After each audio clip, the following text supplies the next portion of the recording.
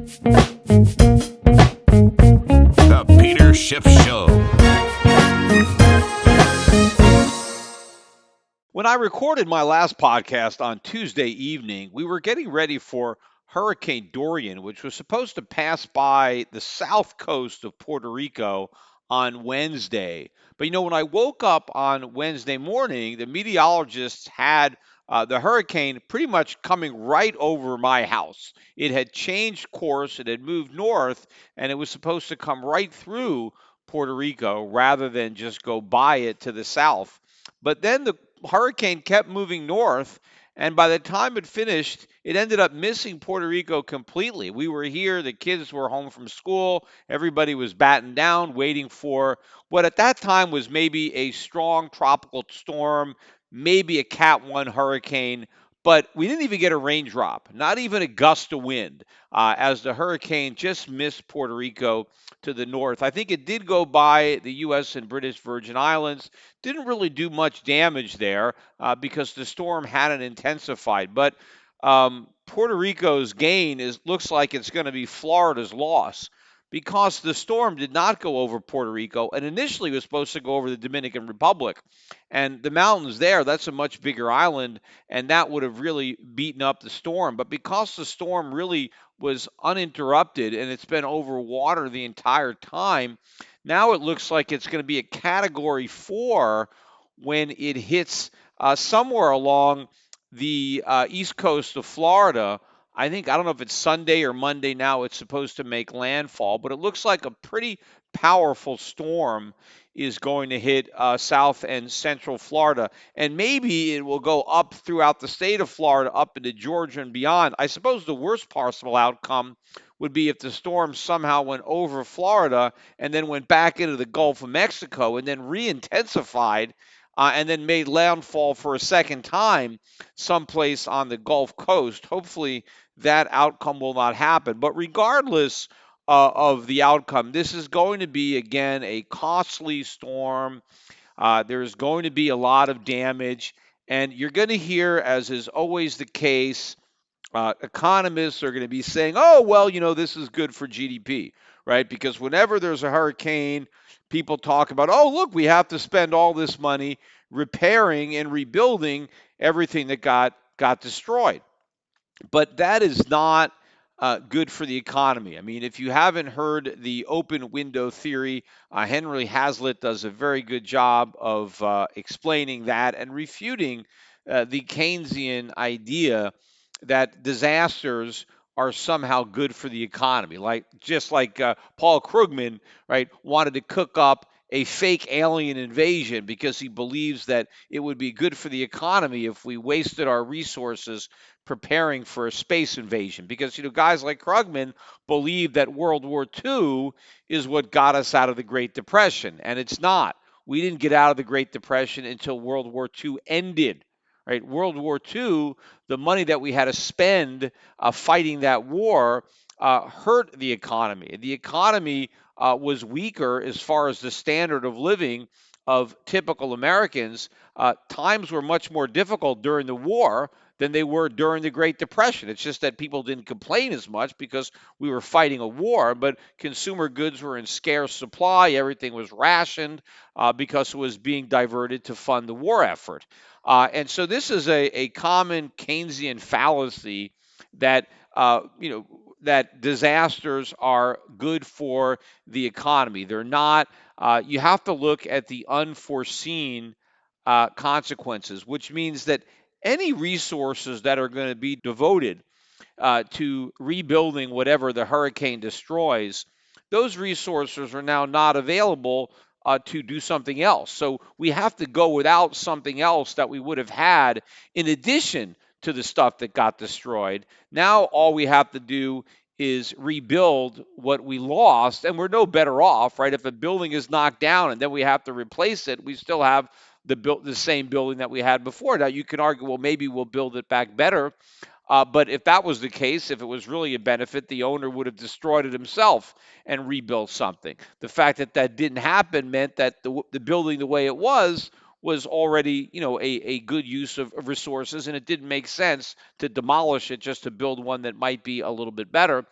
But you always have to think about what you can't see, all the things that we don't have because we have to rebuild something that the hurricane destroys. And of course, yes, because there's going to be people that are going to be employed in building things, but those people might have been employed doing other things if their labor was not needed to repair damage that's done by the hurricane. But whether or not it ends up feeding into GDP numbers and making the GDP numbers look bigger than they otherwise would be, GDP again on its own is not even the best measure of real economic growth, because when most people are thinking about economic growth, they think about an improvement in their standard of living. Is my life better? Do I have a better life now than I did before the economy grew? Right. And if you actually look at GDP, it doesn't measure happiness, it doesn't measure quality of life, it doesn't measure leisure. It measures the work that you're doing, right, or money that you're spending. But if you're not spending money and you're not working, if you're just enjoying leisure, then none of that gets factored into the GDP, even though most people put a very high price on leisure. It's one of the most valuable commodities that humans covet. Everybody always, looks forward to the weekend, because on the weekends they don't have to work, right? They get more leisure. But obviously the GDP goes down on the weekends. I guess if you shop on the weekends, then maybe in theory that helps the GDP. But what really drives economic growth is not the fact that people go shopping and spend money.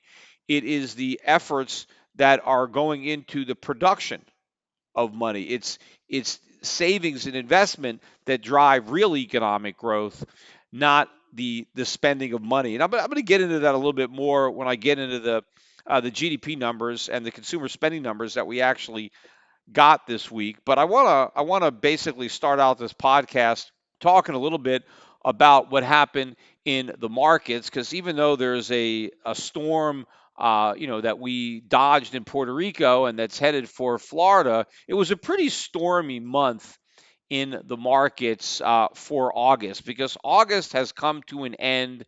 This was the last trading day for August. Monday, of course, is a holiday. The markets will not be trading.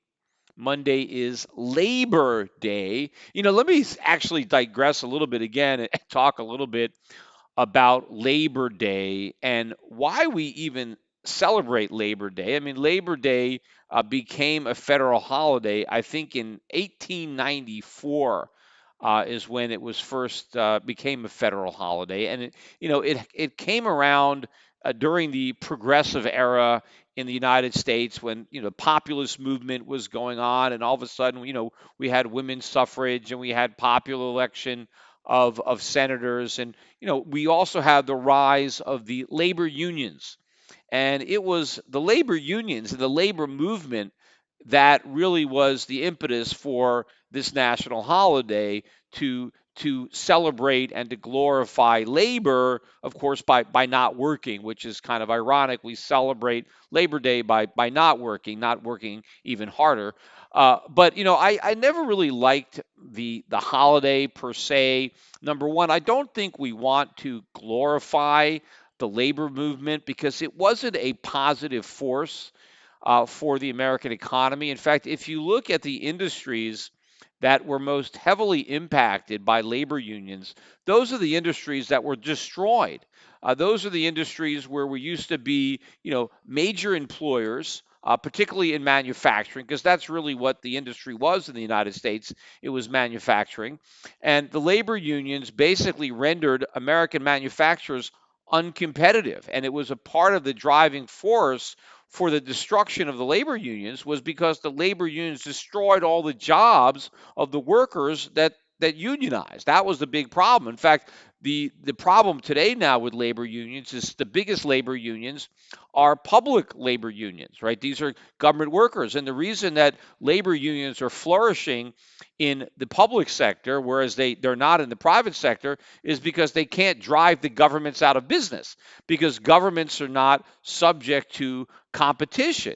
And so the labor unions don't destroy the governments. The governments just keep getting bigger and bigger and keep fleecing the taxpayer. So when it comes to the taxpayer, they are a big loser in the labor movement. And in fact, even when the labor movement started, and you go back, President Roosevelt, who was a very popular labor president, even Roosevelt was against public sector unions. I mean, he said that the public sector employees should not be allowed to unionize. I mean, clearly they shouldn't be allowed to strike, but they shouldn't even have unions. But that's where unions have been successful because, as I said, they have driven out a lot of the private sector employers. They've destroyed all the jobs that were unionized in the private sector, but they flourish in the public sector where they shouldn't even exist. And I don't like celebrating labor unions, right? In many cases this is organized extortion. You have government basically protecting these unions and allowing them to do things that would normally be illegal, but they have the cover of law to protect them. But it hasn't been a positive. You have a lot of people on the left that want to credit whatever advancements we've had in society to the labor unions, right? Oh, if it wasn't for the labor unions, we'd still have child labor. If it wasn't for the labor unions, you'd be working, 6, 7 days a week. You'd be working 12, 14 hours a day. You wouldn't have any overtime. You wouldn't have any weekends, right? As if all of the gains in productivity are somehow the result of labor unions. And that's BS, right? What caused the improvement in working conditions for workers was capitalism. It was the private sector investing, saving, and creating more efficient ways of producing things and providing workers with tools and equipment that made them more productive. And it was the advent of capitalism and the Industrial Revolution and the productivity that went along with it. That's what liberated workers. It was because a man became so productive, children didn't have to work, right? People were able to take time off. People were able to have a 40-hour work week or weekends off, not because some labor union mandated it, but because workers were made more efficient and more productive because of capitalism. If anything, labor unions stood in the way of that progress. They made it more difficult for workers to experience the gains in productivity. In fact, if it wasn't for labor unions and all the other government regulations and programs that we have,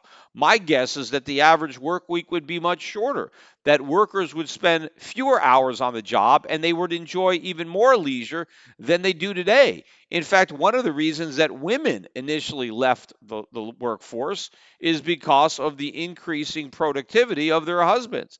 Men were able to make enough money not only to support their children, but to support their wives. But as labor unions got more popular and, of course, government got bigger and more expensive, then women had to go back into the workforce in large numbers, particularly in the 1970s and the 1980s, to pick up the slack because their husbands could no longer afford to support them. But, labor unions, I don't want to celebrate. It was not a force for good in the American economy. And of course, when we talk about celebrating Labor Day as if the only ones that work are the employees, I mean, people forget that the entrepreneurs, the small business owners, right, they're not considered laborers, they're not considered workers, right? They're the owners, they're the bosses. See, they're the bad guys.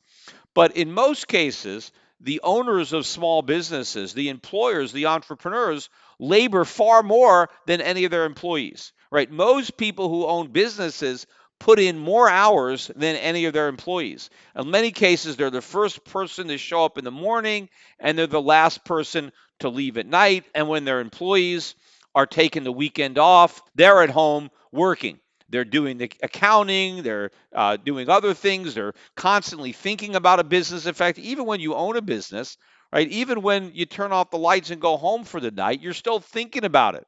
Right? You're thinking about it all the time. It's almost like you never have a break when you're running a small business. When you're just collecting a paycheck, if you're punching a clock, when you punch out, you don't think about work until the following morning because you're just going to get your paycheck. You could just show up.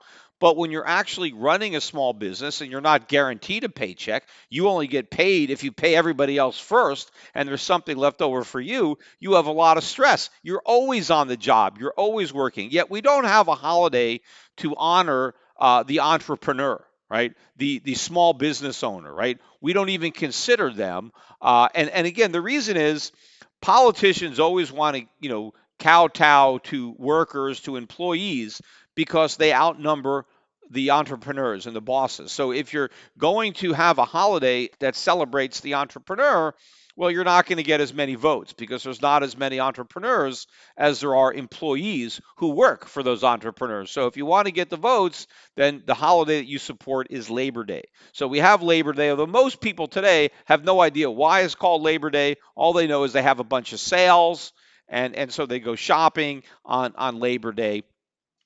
I always associated Labor Day with the Jerry Lewis telethon, and of course, that was always it was always the last day before my summer vacation, which is why in many cases Labor Day is now the official end of summer. And I always ended my summer with the Jerry Lewis telethon. Unfortunately, Jerry, I think, passed away some years ago, and they no longer do that telethon. In fact, now a lot of kids go back to school before Labor Day. Maybe some kids will have their first day of school on Tuesday. But for some reason, most kids now are already in school, and then they interrupt school to have a 3 day weekend. Of course, this 3 day weekend is going to be interrupted by Hurricane Dorian down in Florida. And, I started talking about Labor Day because I was talking about the storms that we have and the financial storms that are also brewing. We had a very stormy August, right? August now is officially in the history books. A lot of people probably want to forget the month of August unless you had some silver stocks or some gold stocks, in which case you had a very good August. It was a big month for the precious metal and even bigger for silver, which is a precious metal, but not quite as precious as gold. The stock markets were all down during the month of August. U.S. indexes all down. The biggest declines were in the small caps, right? Russell 2000 again. This is the index that is more sensitive to the U.S. economy than the global economy. Of course, the big moves were in the bond market. We had plunging yields, long bond, 30-year bond hitting new all-time record low, below 2% yield. In fact, we actually closed below 2%. 1.97 is the yield on the 30-year. The 10-year is 1.506 closing the week. We also had a lot of volatility in the currency markets. The yuan, the Chinese yuan in particular, had, I think, one of its worst months in maybe 20 years against the U.S. dollar. Now, of course, the yuan doesn't really move that much. So a big move for the yuan is not necessarily that big a move for a lot of other currencies. But the dollar was up in general. Dollar index, I think, settled out at about 98.80.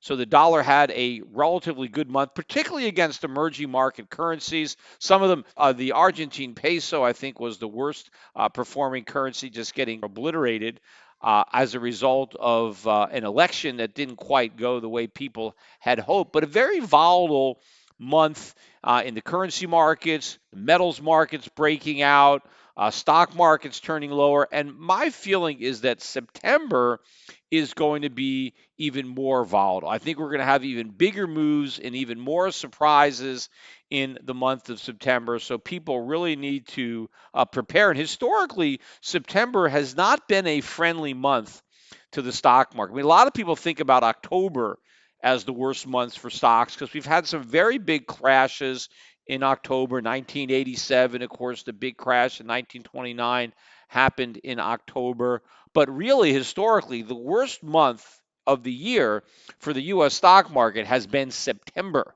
not October. So we'll see. This September is likely not to be an exception. There are a lot of bad things that potentially could be happening in September.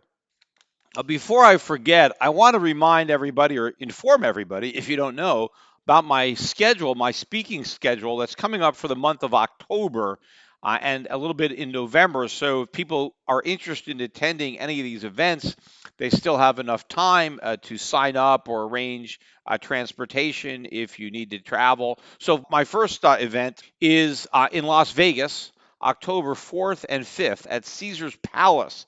And I am doing the Las Vegas Trading Conference. It's the Nigerian brothers, John and Pete Nigerian. They're on Fast Money on CNBC. These are good guys. I know them pretty well. And they asked if I would be willing to come to their conference in Las Vegas. And so I agreed. So if you want to join us, you can go to the website. I'm not sure what the fee is for the conference, or certainly if you're in the Vegas area. Anyway, it will be easy to attend. Of course, even if you're not in the Vegas area, if you needed a reason to go to Vegas, here's an excuse. So I'll be there October 4th and 5th. And then later that month, I will be doing the Dallas Money Show. I haven't been to the Dallas Money Show. In fact, I've never done the Dallas Money Show. I normally do the money shows in Orlando and Las Vegas, but I agreed to do the Dallas Money Show. And so that money show is from October 13th through the 14th. Now, this one is free, but you do have to register online in advance. And then when you go to the event, you can pick up your badge. So I'll be doing a workshop. I'm on a panel. You can check out the full schedule on the website of conferences. But look it out. Check it out. It's in Dallas. I haven't been done an event in Dallas in a while, so it's a good opportunity if you live in the Dallas area to come and see me. Or if you feel like flying in for the money show, I will be there. Again, it is October 13th and 14th. But of course, my favorite conference of the year, I think, is the New Orleans Investment Conference. It's going to be November 1st through the 4th. Normally, it's before Halloween in late October, but now it's just after Halloween. It's November 1st through November 4th. This one is not a free conference. You do have to buy a ticket. I do believe, though, you get some type of a discount if you mention Schiff as a promotional code when you go and sign up. But it's a great conference. There are a lot of fantastic speakers down there, and it's a great city. Hopefully, this hurricane doesn't go into the Gulf and somehow make it to New Orleans again. When the year that they had Katrina was the one year they had to cancel the New Orleans Investment Conference. Now, it's very unlikely that that's going to happen again this year, but if you want to wait till later next week to get your plane tickets, you could always do that. But it's a great conference, and so I look forward to seeing as many of you there as possible. Again, that is the New Orleans Investment Conference, November 1st through the 4th. Now, one thing too, I actually should have talked about this on my Tuesday podcast because the story actually came out on Tuesday, or the op-ed, but I didn't even realize it. But former Federal Reserve official Bill Dudley wrote an op-ed in which he argued correctly, actually, on this point, that the Federal Reserve should not be enabling Trump and the trade wars. And this is something that I actually talked about on my podcast, before I even knew about the op-ed. But basically, Bill Dudley's point is that by easing interest rates because of trade tensions, and by letting Trump know that one of the factors that is influencing the Fed and their interest rate policy is trade in the global economy. And Trump knows this, and Trump wants lower rates, and he knows that if he can increase the tensions and the uncertainty in the global economy by ratcheting up the tariffs, that he'll get the lower interest rates that he wants, because the Fed is saying, well, if we have problems from the tariffs, then we'll lower rates. And so what Dudley is saying is that the Fed should not be enabling bad policy, that if Donald Trump is pursuing policy that is harmful to the economy, right?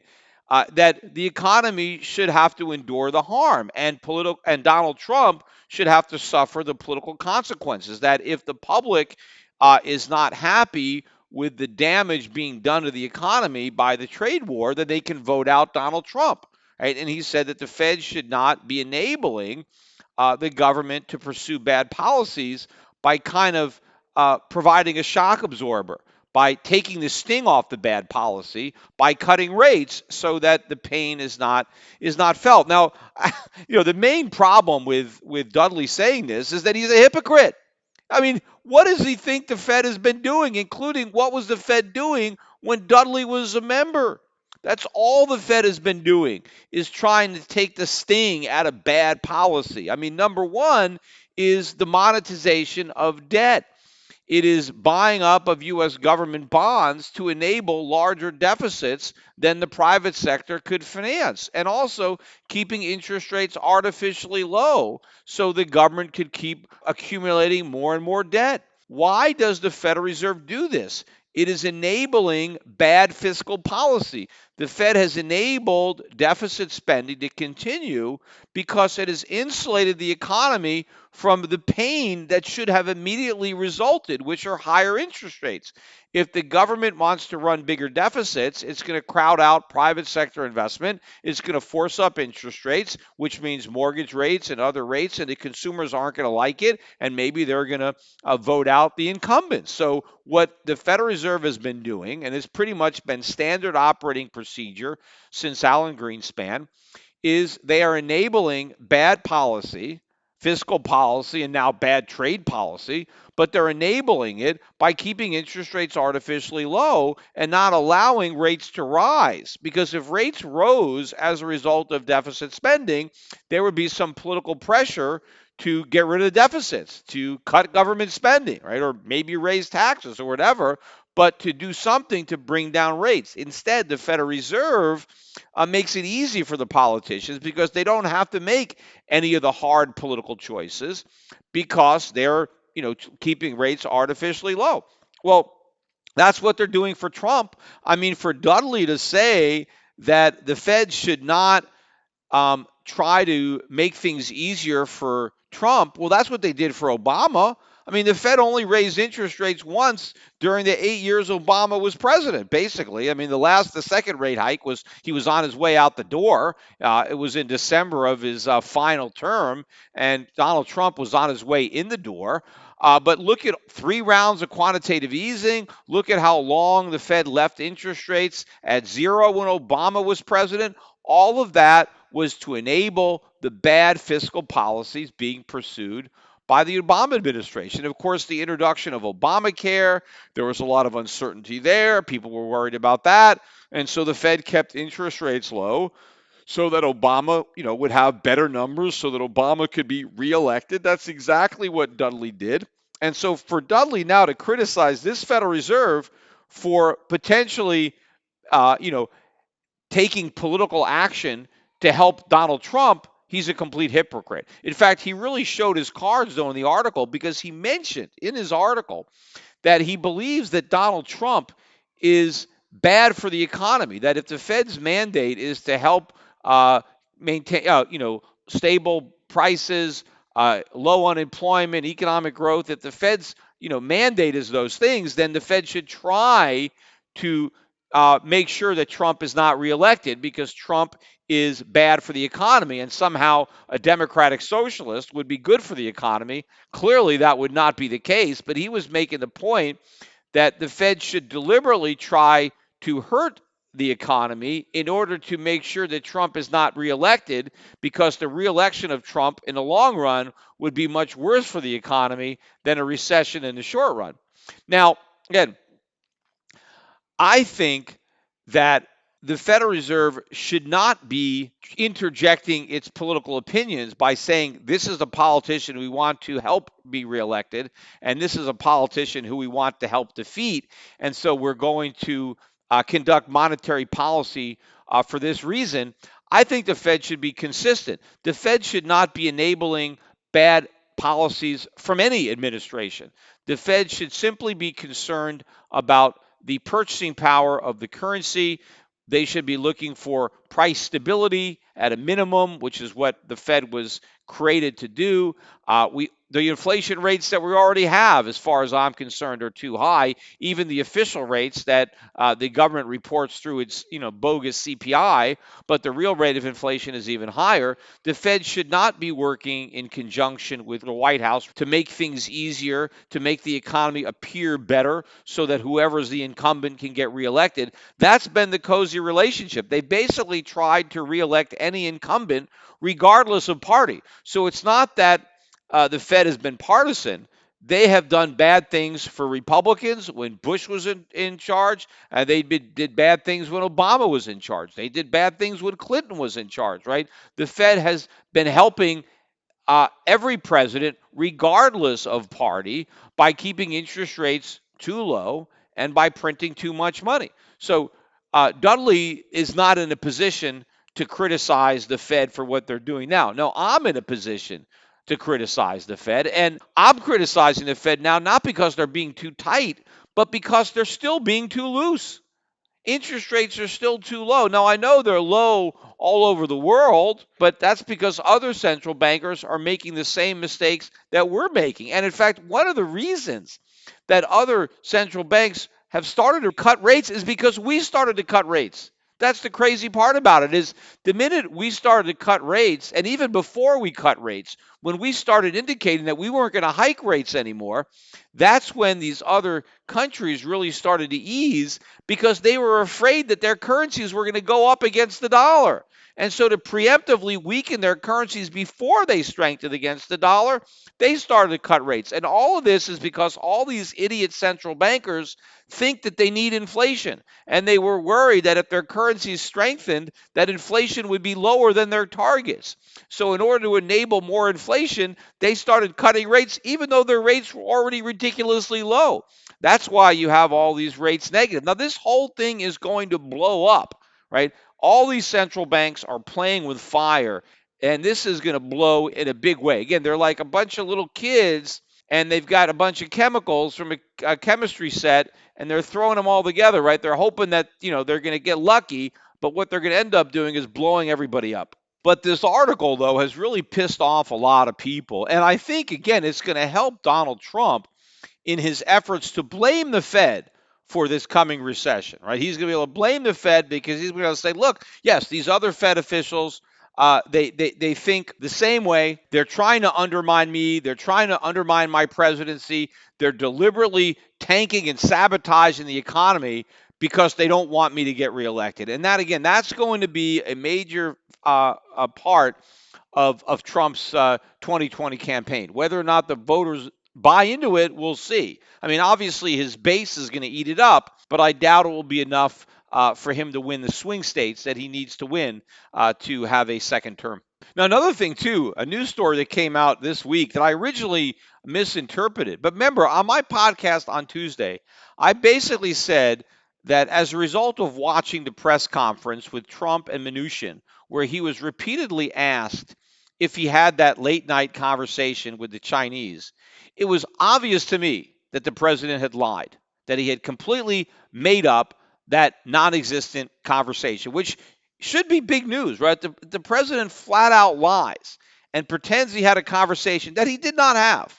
Right. And the reason that I was so convinced it was a lie is because I watched the way they responded to the question, because he was asked by a reporter, did you have that call? And the response is, oh, we have lots of calls. We have calls all the time. Yeah, I know. That wasn't the question. The reporter asks again, did you have this specific call that you mentioned you had? And then Mnuchin interrupts. Look, the president is always having calls. We're always having discussions. So they keep changing the subject to talk about calls and discussions that they routinely have, yet they refuse to answer the point blank question about that particular call and whether they had that call. Because their answer is, well, we have lots of calls. Okay, you have lots of calls, but did you have that call? Well, since they didn't say yes, then obviously that call never took place. It was a lie. But then yesterday there was an article that came out. When I first read it, it said that the president admitted that the conversation never took place. But I later found out that he didn't admit it. It was leaked by some unnamed White House staffer that there was no phone call, that the president made it up, right? Which is exactly what I thought happened, and that's what happened. But, what's really amazing to me is that no one seems to care that the president just completely lied. Now, maybe they think, well, he lied for good reason because, of the stock market. The stock market was going down, and all it took was one lie from Trump, and the stock market rallied. And I guess investors are happy. But, when you need a lie, when you build the stock market on a foundation of lies, it's not going to stand long, right? I mean, basically that's all we got right now, because the markets can't handle the truth. It's much easier for the markets to handle a lie. But as I said, on my last podcast, if someone in the private sector, right, if they deliberately lied about a stock or sent out misinformation in order to manipulate the market to personally profit from the movements that they created deliberately by lying, they could get prosecuted for stock manipulation. Well, the president manipulated the stock market for personal political gain. Now, maybe other people gain too if they had stocks, right? But still, this is manipulation. I mean, if it's illegal for people in the private sector to do it, it should be illegal for the government to do it. Of course, the government manipulates the stock market all the time, right? I mean, the Federal Reserve manipulates the stock market, right? That's why we had quantitative easing. The Federal Reserve specifically said they're doing quantitative easing to make asset prices like stocks and real estate go up. Why did the Fed want real estate prices and stock prices to go up? Because they wanted Americans who owned those assets to feel richer. And if they felt richer, they would go out and spend more money. So they manipulated the stock market, right, by printing money and lowering interest rates. And so that's stock market manipulation too. But at least when the Federal Reserve manipulated the stock market, they were honest about it. They told everybody in advance, hey, we're going to manipulate the stock market because we think it's going to help the economy. But it doesn't help the economy. It's just a bubble, right? Thinking you're rich is not the same thing as being rich, right? Like I tried to explain to Art Laffer on my 2006 debate when he was so excited about the fact that the stock market went up and we were so much wealthier because the stock market went up. I pointed out to Laffer, and he couldn't accept this, that the stock market going up doesn't mean we're wealthier. Just because we're putting a higher price tag on the assets that we own on paper doesn't mean we're actually any richer. What makes us richer is if we have more productive capacity. If those stocks, if those companies have invested in more plant and equipment, and as a result of those investments, those businesses are more productive, and then we have actual wealth. But to simply have a higher price on the wealth that we have, that's all on paper. And as I explained to Laffer, all that paper wealth can vanish very easily. And that's the predicament that the Federal Reserve is in. They created a phony recovery based on asset appreciation. And now they have to keep these asset prices from imploding, or then we have a reverse wealth effect, right? Even though it's not really wealth. So now the Fed is in this box where they have to go back to zero. They have to go back to QE to keep that bubble from deflating. But to reinflate it just does more harm to the structure of the economy and the underlying economy, and they're leading us to a currency crisis because you cannot create economic growth by fooling people into thinking they're richer. Right? You don't want people spending money that they don't actually have.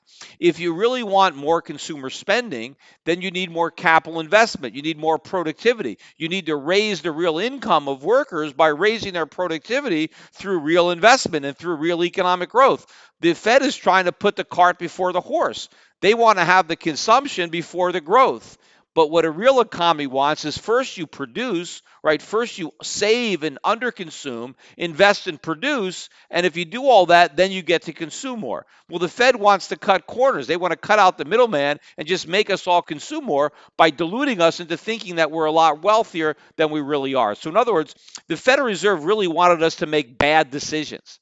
The Fed wanted us to spend money that we didn't have, right? And why do they want to do that? Because they wanted to make the economy appear better in the short run. But they didn't give a damn about how much damage they did to the economy in the long run. Well, the problem is we've arrived at the long run, right? They always say, well, yes, that's a problem in the long run. That's a problem in the long run. Well, eventually you're in the long run. It's not always going to be the long run. At some point you're there, right? Right now, in fact, this is 2019. People were saying not to worry about the deficits in the 1980s, the 1990s. They said, oh, maybe it's a problem in the long run. Well, believe me, 2019 is the long run, right? I'm sure when people were talking about the long run in the 1980s and 1990s, they'd assume that 2019 was probably, close enough to be in the long run, but they didn't give a damn about it back in the 1980s because it was so far away, they didn't care. They were all going to be out of office. Now, we got a lot of economic data that came out this week. Most of it, not all of it, but most of it weaker than expected and pretty much underlying the points that I've been making that the economy is weakening. On Thursday morning, we got a lot of data, one being the revision to Q2 GDP, which was originally reported as up 2.1%. And that 2.1% was above estimates, right? People were looking for I think 1.6 or 1.7. I was looking for something smaller than that. I thought it would be even weaker. But we ended up with 2.1, which was higher than estimates. And the main reason for that was surging consumer spending. Consumer spending was much bigger than they thought. In particular, RV spending was a boom in RV spending. Even though the RV dealers are complaining about the biggest bust in the RV market they've ever experienced, well, apparently the RV dealers didn't notice that the RVs were just flying out of the showroom or out of the lots, and maybe they didn't notice it. But we had all this consumer spending that offset weakness in business investment and weakness in exports. I mean, the business sector is weakening, right? What is powering GDP growth under Donald Trump, right? This seems very ironic, right? Not what people expected. But what's driving GDP this year is consumer spending and government spending. That's it.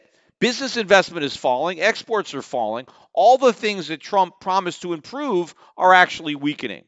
And GDP is being driven by spending. And of course, where is the government getting that money? It's borrowing it. We have record government deficits. Where are individuals getting their money? They're borrowing that too. So you have all this debt financed consumption that is driving the GDP growth. But that is not economic growth. That's a bubble. That's all that is. And it's completely unsustainable. Now, we revised down that 2.1 number to 2.0. But the crazy part about it is the increase in consumer spending, which was originally reported at a very robust 4.3%, they actually increased that to 4.7%. So the consumer actually spent even more money.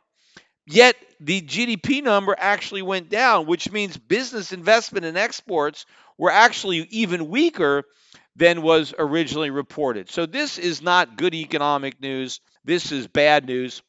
One of the other statistics that came out yesterday was for pending home sales. And they were looking for a small drop in pending home sales for July of 0.3%. Instead, we had a big drop. We dropped 2.5% in July. Now, think about this: mortgage rates are collapsing. Yet pending home sales are also collapsing. So think about how weak the housing market actually is.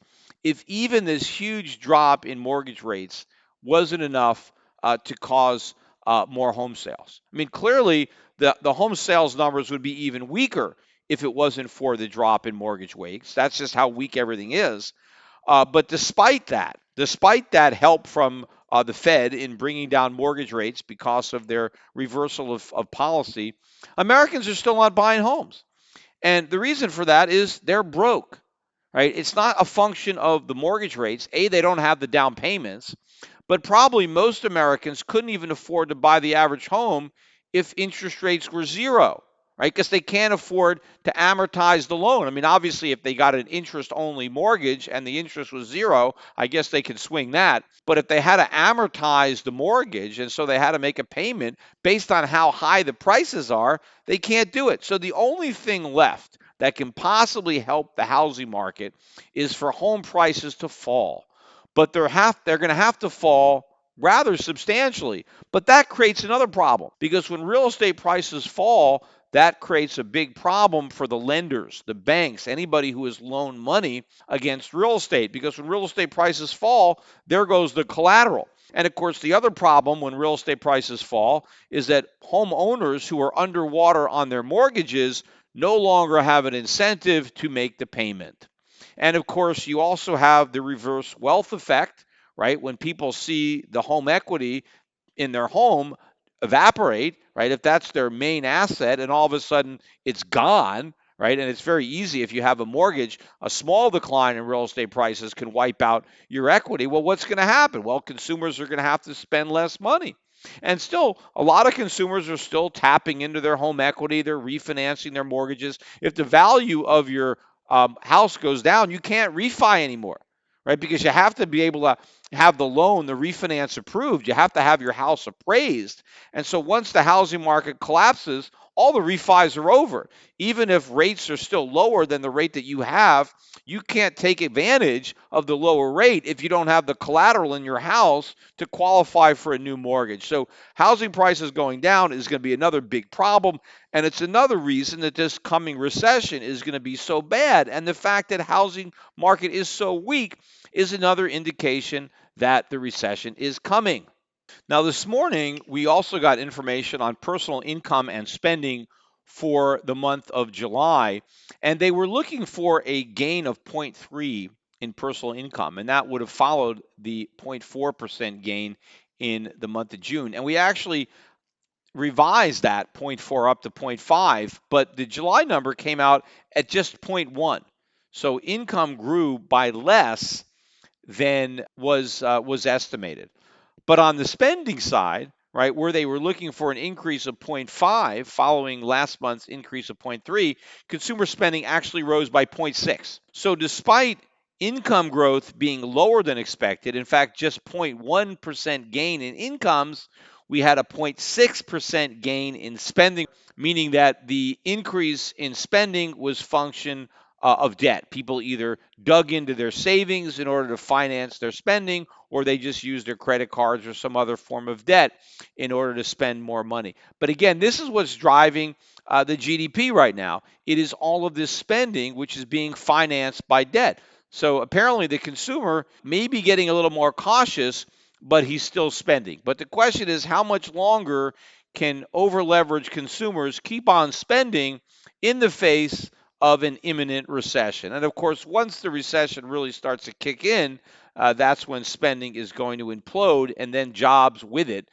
because a lot of employers, obviously, they don't generally anticipate recession; they react to recession. And as the recession start, that's when the layoffs begin. And of course, when people are laid off and they have no income or simply are getting an unemployment benefit, then their spending really goes down. And of course, a lot of people that are working today don't qualify for unemployment benefits anymore because they're not technically employed.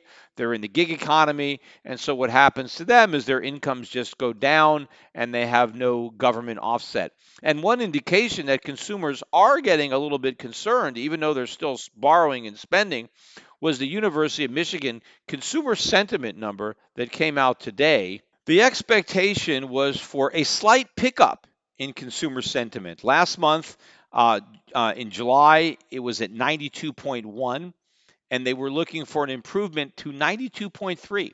Instead, the index went all the way down to 89.8. Now, that's actually the biggest plunge in 1 month in consumer sentiment in 6 years. And it is the lowest that this indicator has been since Trump has been president. And if consumers were actually a little bit smarter, if they had a better understanding of exactly how bad things are going to be, that number would be much lower. Right? Consumers are still overconfident.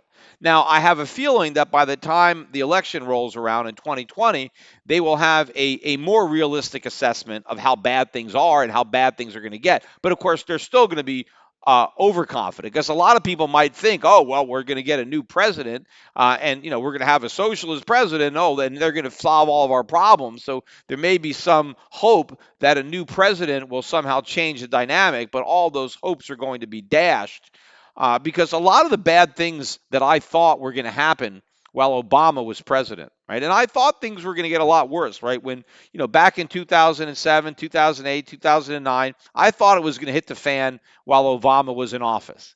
It's not, right? It's going to hit the fan when the next Democrat is in office, right? Not even while Trump is in office. The real bad stuff is going to happen when the next Democrat is in office. So I was one Democratic administration off in some of my forecasts for how bad things are going to get with inflation and the economy. But because of that delay, because we kicked the can down the road for as many years as we did, it's all going to be much worse. So all the bad things that I thought were going to happen on Obama's watch are going to happen even worse on the watch of whoever replaces Trump. Also, I want to point out that we did have a pretty decent drop in the price of Bitcoin following my last podcast. When I was doing my last podcast, Bitcoin was still above 10,000. I think it was around trading between 10,100 and 10,200 as I was recording. And I pointed out that even though Bitcoin had been touted as a safe haven, right? And the one day that, when the Friday when the yuan got clobbered, went through 7 and the markets were going down, Bitcoin did move up a couple of percent, like 2%. And there was nonstop coverage on the networks, the financial networks rather, about how this proves Bitcoin is a new safe haven, it's digital gold, look, it's going up, people are buying it. And I was saying at the time, nobody is buying Bitcoin as a safe haven. Maybe there's some people who are speculating that somebody else might buy it as a safe haven, but all these speculative bets are going to lose. And yesterday we had a sharp fall in the price of Bitcoin. It went all the way down to about 9,300.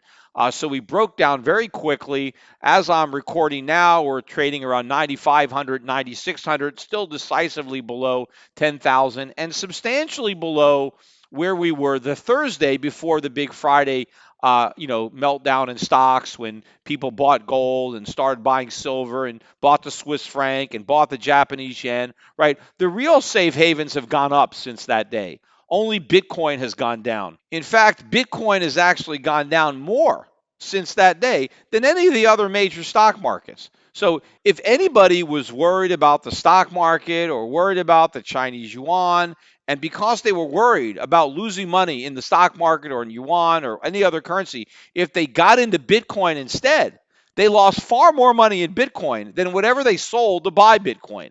So in other words, it's not a hedge, right? If you lose more money in your hedge than the asset that you were hedging, it's not a hedge. It is a speculation. And of course, whenever I point this stuff out and point out how badly Bitcoin is doing, I get all these, trolls on Twitter. They all want to keep tweeting and reminding me about, hey, how great Bitcoin has done since, 2010, 2011. Of course, yes, if you're going to start measuring it from the beginning of the bubble, that's true. It's done great since then. I'm not talking about how it's done since then. I'm talking about how it's doing now. How is it doing since it peaked out at 20,000 in 2017? Look, even when Bitcoin is $1,000, right? And maybe it'll be back at $1,000 next year. I don't know. Maybe it'll take a couple years to get back down to 1,000. It's going there. It's going lower than that. But I'm sure that when Bitcoin's at 1,000, you're going to have people saying, yeah, but look at how much it's up. If you'd have bought it when it was $1, it's still the best performing asset in the world. You can always say that. As the bubble deflates, you can always talk about the gains since the very beginning. But if Bitcoin goes down to 1,000, it's down 95% from its peak. So I'm not talking about what happened as the bubble was inflating, right? That ship has sailed. I'm talking about what's happening now, that the air is coming out of that bubble. And people still have a chance to make money if they got in early enough. As I've been saying since the beginning, the only people who are going to make money on Bitcoin or any other cryptocurrency are the people who sell, right? If you just buy and never sell, you're not going to make anything. There are some people that bought and already sold, right? They've left the casino a winner. There are a lot of other people who bought who haven't sold. They're still in the casino. And if they don't sell, they're going to leave a loser too. They're going to lose whatever they initially bought. And of course, there are a lot of people that already bought in at higher prices and who have sold out and left the casino with a loss. But ultimately, it's one gigantic casino. And the house is going to take a rake. But apart from that, the money that people make is going to equal the money that people lose, right? So anybody who pulled money out of crypto, that money only came because some people put money into crypto and never got it back out. Now there are some people they're just going to ride it up and down, right? They're gonna watch all this paper wealth accumulate, and then it's going to just vanish to money heaven, right? So that's not a real gain or a loss. It's just on paper. You think you made money, and then you realize you didn't. But there are going to be some people that actually lose money that buy in and watch their money go away, and those are the gains. The people that got in early and who were smart enough to leave the party before it ended. Now, the final thing I do want to talk about on today's podcast, a lot of the brokers at Europe Pacific Capital have been telling me that they've been getting a lot of calls from clients just wanting to go all in on gold stocks. And some of them are saying it's based on, what I've been saying on my podcast about how bullish I am on gold and silver. And there are people who are wanting to cash out. One of the strategies that we have is a dividend payer strategy, and it focuses on dividend paying stocks outside the United States. And people are wanting to cash out their dividend paying stocks and buy gold stocks. And this is a mistake, right? I mean, If you have an allocation in your portfolio to dividend payer stocks, then you want to stay with that allocation. You have to realize that it's a different animal. And of course, gold stocks were doing terrible a year ago. I mean, we had a lot of redemptions out of our gold fund right on the lows. I mean, I was talking to Adrian Day about it, and he felt so bad. There were stocks that we had to sell that I mean, they're maybe even 50, 100% higher now than we sold them because we had no choice because there were people getting money out of the gold fund at the lows. A lot of clients were giving up on gold stocks last year. I mean, I was talking myself blue in the face trying to get people to stay in gold stocks. And now they've turned around, right? But a lot of people were giving up. Now there are people who want to give up, let's say, on these dividend paying foreign stocks because they're not going up right now. Well, the reason they're not going up right now is because the dollar is still going up. The dollar is still strong. But when the dollar reverses, then you're going to see, I think, big gains in these non-dollar stocks. And as the dollar starts to fall, that's going to take a lot of pressure off of foreign economies. So their stocks are going to do better, the currencies are going to do better. And also, gold and silver can be very volatile. I mean, just because I'm bullish and I think gold's going a lot higher and silver's going to go a lot higher, and I think we're going to take out the highs, doesn't mean it's going to be smooth sailing, right? There can be a lot of bumps. There can be some violent corrections.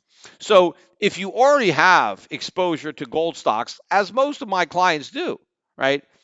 Rallies is not a good time to increase your exposure, right? You want to wait for a dip to buy more. You never want to buy. You want to buy before the rallies, not after. Now, if you don't have any money in gold and gold stocks, well, you need to get in, right? I mean, you should have got in sooner. I've been talking about it for a long time. But if you've been, dragging your feet or procrastinate, you got to buy in. But keep some dry powder because you want to have some ammunition to buy the next pullback. Look, we had a bit of a pullback in gold and silver yesterday. In fact, gold pulled back a little bit more today. Silver actually gained back some of what it lost. And I like the relative strength now of silver. I think this is a positive sign for the overall market that silver is acting stronger than gold and starting to recover a lot of what it lost. And it's still got a long way to go in the recovery. But wait for a pullback. In fact, ironically, what actually may happen, and I'm not sure, but I'm speculating, but maybe when the dollar finally starts to fall, right, we might have a pullback in gold when the dollar starts to fall, right? Because maybe people all over the world are buying gold because they're worried about their own local currencies. And if their own currencies start to appreciate against the dollar, maybe they won't have as much of a reason to put in to buy gold, and there may be a correction in gold. And that correction will be a great buying opportunity because the best thing that can happen to gold is a weak dollar. I mean, gold is rising now, even when the dollar is relatively strong against other currencies. That's normally a difficult environment for gold. The fact that it's thriving in a difficult environment shows you just how much underlying strength is in the market.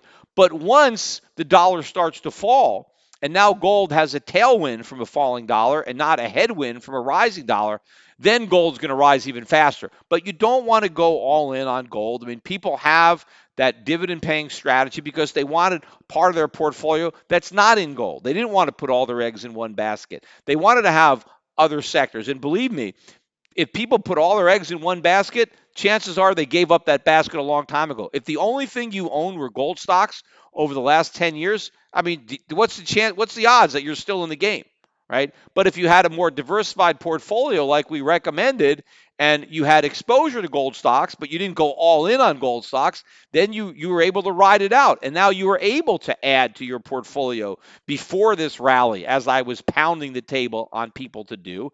And people will be positioned to add on the next pullback. But this is not the time to start going all in. You never want to go all in anyway. But I do think that our non-gold part of our portfolio, and most of the money we manage is not in gold stocks, right? Because I always recommend gold stocks are speculative. Even though I think it's a winning speculation, you need to keep everything in perspective because I could be wrong, right? And, I've been wrong before. I've certainly been early about things. And so you don't want to overload it. I mean, I'm personally overweighted. I'm willing to deal with the consequences if I'm wrong. But for my clients, I want to have more of a buffer in case things aren't as bad as I think. I don't want to just make an all or nothing bet on gold. But when the dollar turns, all of the non-gold stocks that haven't really been doing much are going to suddenly, do really, really well. And the fact that gold is this strong is a good indicator that the current dollar rally is not going to last. Because if we really had a strong dollar, gold would be falling. People would be buying the dollar instead of gold. The fact that people are choosing gold over the dollar, which they clearly are because the dollar price of gold is rising, that shows that people are, in fact, worried about the dollar. They are buying gold instead of the dollar. And the dollar competes with gold, right? They're both reserve assets. And as the dollar loses value relative to gold, that calls into question the long-term store of value of the dollar, and that causes central banks to weigh their allocations and think, you know what, the dollar, the yields are very low on dollars, right? And the dollar is losing value. We should hold more of our reserves in gold and less of our reserves in dollars. And so as gold becomes more attractive an option and as more people prefer gold, that puts pressure on the dollar. The dollar is the biggest loser when gold is strong because the dollar is the biggest reserve currency. So if gold is going to eat into the share of reserves that foreign central banks have, the dollar has more to lose because the dollar has a bigger share to give up. So the dollar is the threat. We have a monetary system now based on the dollar. And if we move away from the dollar towards gold, then that particularly hurts the dollar. So I think the dollar is going to fall. Gold's strength right now indicates that the dollar is actually weak. You just can't see the weakness if you're looking at it through other currencies. In fact, Donald Trump keeps tweeting that the US dollar is the strongest in its history, which of course he's not even close to being the strongest in history. He's generally wrong when he talks about history, but it has been strengthening when you measure it against other currencies that are also weakening. The problem is all currencies are weakening right now. It's just that the dollar is weakening more slowly than other currencies for now. But ultimately, the dollar is going to weaken the most. As I said, it has the most to lose from the rise of gold. But this whole idea, this whole theory that America is the cleanest shirt in the hamper, that we're the prettiest horse at the glue factory, all this is wrong, right? The perception of the U.S. economy is wrong. And as that perception changes, so too will the trajectory of the dollar. Anyway, enjoy the holiday weekend. Those of you in Florida, I hope for the best. And hopefully not too much damage from the hurricane. And we will be back later next week after the holiday, covering the hurricanes, the man-made natural disasters that are far greater and far more destructive than the ones that Mother Nature throws at us.